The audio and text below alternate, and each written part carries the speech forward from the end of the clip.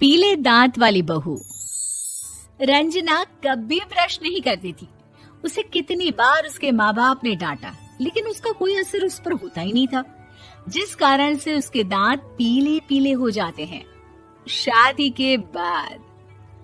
अरे बहू, वैसे तो तुझ में कोई कमी नहीं है, पर तेरे दांत इतने पीले कैसे हैं बेटा? कैसे मतलब? कोई सर्जरी थोड़ी ना कराई है। वो तो क्या नाम, मैं ब्रश नहीं करती थी तो पीले हो गए। अब क्या करूं? आप कहें तो लाल करवा लूं या फिर काले?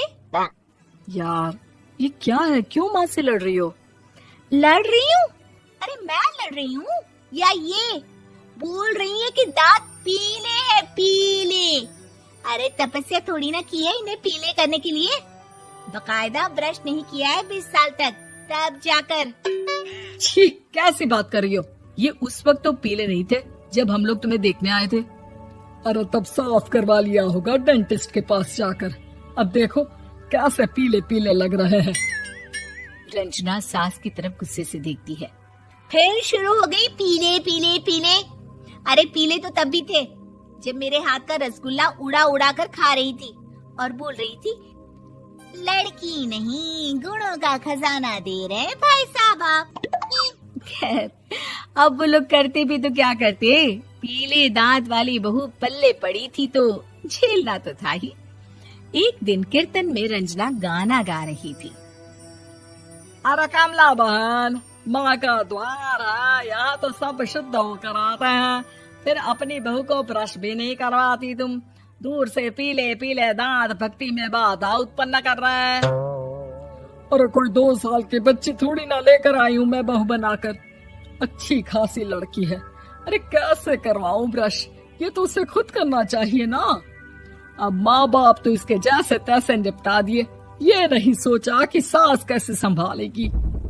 सास बहू को लेकर घर आ जाती है, लेकिन सोच लेती है कि अब इसे लेकर कहीं नहीं जाएगी।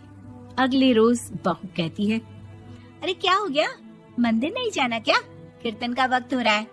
मेरी मधुर वाणी से कान्हा जी जागते हैं और सोते हैं। आप तो जानती है ना उनकी भक्ति में कितना मन लगता है मेरा। वो क्या है ना, तबीयत ठीक नहीं लग रही है मेरी, आराम करूंगी मैं। तबीयत ठीक नहीं लग रही? अभी तो मिथुन के गाने पर नाच रही थी आप, और अब बोल रही है कि तबीयत ठीक नहीं लग रही। अरे भक्ति में मन लगा लो सासू माँ, ऊपर जाना है, क्या मुंह दिखाओगी आप? हाँ? सास को बहू की बात पर गुस्सा आ जाता है। मैं क्या मुंह दिखाऊंगी, इसकी चिंता तो ना कर, समझी?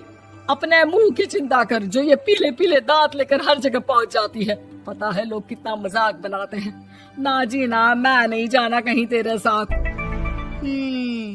तो ये बात है। कोई ना, मत जाओ, मैं अपने कमरे में ही बैठकर भक्ति कर लूंगी। ऊपर वाला दांत थोड़ी ना देखता है, मन देखता है, भावना देखता है। और अरे बस बस, तू सब कुछ दिखा, बस ये सफेद चमकदार दांत ना दिखाना किसी को, है? जा यहाँ से। बहू को सास की बात का कोई फर्क नहीं पड़ता, वो तो जैसी थी वैसी ही रह जाती है। सुबह नहाकर किचन में खाना बनाना, फिर खाना खाना, कीर्तन भजन करना और सो जाना। एक दिन, माँ जी मैं सहेली के घर जा रही हूँ, शाम को लेट आऊंगी। हाँ हाँ तो जाना, मैंने कौन सा तेरी आरती करनी है घर पर बैठकर।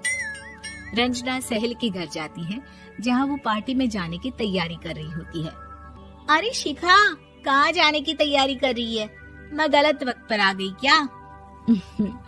अरे नहीं यार, उल्टा सही वक्त पर आ गया। मैंने ये साड़ी और ज्वेलरी निकाली है यार, शाम को इनके ऑफिस की एक पार्टी में जाना है। बताना कैसा लग रहा है ये सब? नहीं यार, इस ड्रेस के साथ तो वो वाली ज्वेलरी अच्छी लगेगी। हाँ हाँ सही बोल रही है, मैंने ध्यान ही नहीं दिया। वैसे तो हमेशा से मस्त फैशन सेंस रखती है। तो बड़ा जाती होगी ना पति के साथ पार्टी में।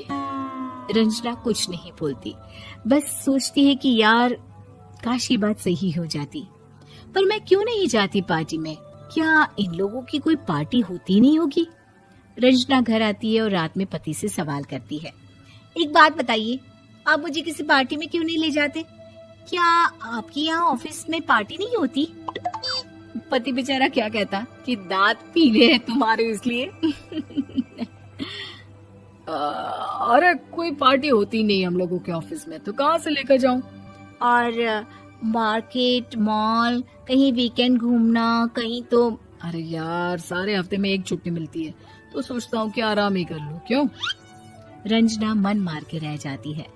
पहले कभी सास के साथ मंदिर जाया करती थी, लेकिन वो भी सास ने ले जाना बंद कर दिया। घर बैठी बैठी रंजना बोर हो जाती है। तभी उसे आइडिया आता है और वो मायके जाने का सोचती है। सासू माँ, 2 दिनों के लिए मम्मी के घर जा रही हूँ। अच्छा ठीक है, आराम से जा। और हाँ, माँ से कुछ अच्छी आदत सीख कर आना कि कैसे शरीर के हर भाग की तरह दांतों की सफाई भी जरूरी होती है, समझी? शुरू हो गई ना आप। वो लोग आपकी तरह नहीं है कि छोटी छोटी बात का बतंगड़ बना दे। उन लोगों के लिए मैं मायने रखती हूँ, ना कि मेरे पीले पीले दांत। रंजना माँ को बिना बताए उन लोगों को सरप्राइज देती है, लेकिन जैसे ही वो दरवाजे पर पहुंचती है, अंदर देखती है कि घर वाले कहीं जा रहे होते हैं। अब माँ, काश रंजना दीदी के दांतों वाली प्रॉब्लम नहीं होती, तो वो भी हम लोगों के साथ चलती ना बुआ जी की बेटी की शादी में। हाँ बेटा, लेकिन अब उसे कौन समझाए कि उसको उसके पीले दांत नहीं दिखते, लेकिन उसके आसपास के लोगों को कितना एम्बैरेसिंग फील कराते हैं। मुझे तो कितनी बार उसके स्कूल की टीचर ने शिकायत की कि उसके साथ कोई लड़की बैठना भी नहीं चाहती, और ना ही कॉलेज में कोई उससे बात करना चाहता था। लेकिन पता नहीं क्यों उसे ये बात समझ में ही नहीं आती। कोई कमी नहीं है उस लड़की में, बस यही कि दांत पीले हैं। वो तो भला हो जीजा जी और उनकी माँ का, जो दीदी को जैसी है वैसे ही रखा हुआ है। रंजना को अपने घर वालों की बात सुनकर बहुत दुख होता है। वो सोचती है कि वो क्या करे, लेकिन फिर वो सीधा डेंटिस्ट के पास जाती है, अपने दांत चमकाती है और कसम खाती है कि वो रोज ब्रश करेगी। अरे क्या हो गया? तुम तो 2 दिनों के लिए गई थी ना।